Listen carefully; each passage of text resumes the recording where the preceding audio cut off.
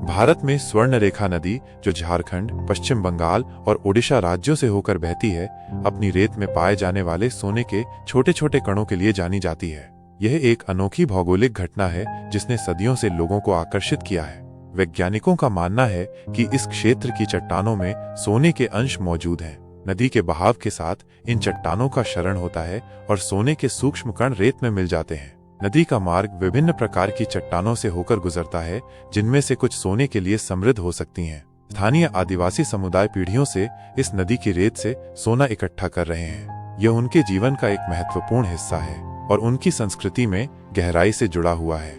झारखंड के तमाड़ और सारंडा जैसे इलाकों के स्थानीय लोग यहाँ सुबह जाकर दिन भर रेत छानकर सोने के कण इकट्ठा करते हैं। हालांकि सोने के कणों की मात्रा बहुत अधिक नहीं है, लेकिन ये स्थानीय लोगों के लिए आय का एक स्रोत प्रदान करता है। यह नदी के किनारे रहने वाले गरीब परिवारों के लिए महत्वपूर्ण है। वैज्ञानिक अभी भी इस घटना के सटीक कारणों का पता लगाने के लिए अनुसंधान कर रहे हैं। भूवैज्ञानिक सर्वेक्षण और प्रयोगशाला विश्लेषण के माध्यम से वे सोने के कणों के स्रोत और वितरण को समझने की कोशिश कर रहे हैं। स्वर्णरेखा नदी के अलावा दुनिया के कुछ अन्य हिस्सों में भी ऐसी नदियां हैं जिनमें सोने के कण पाए जाते हैं। इनमें संयुक्त राज्य अमेरिका में कुछ नदियां और दक्षिण अमेरिका में अमेज़न नदी की सहायक नदियां शामिल हैं।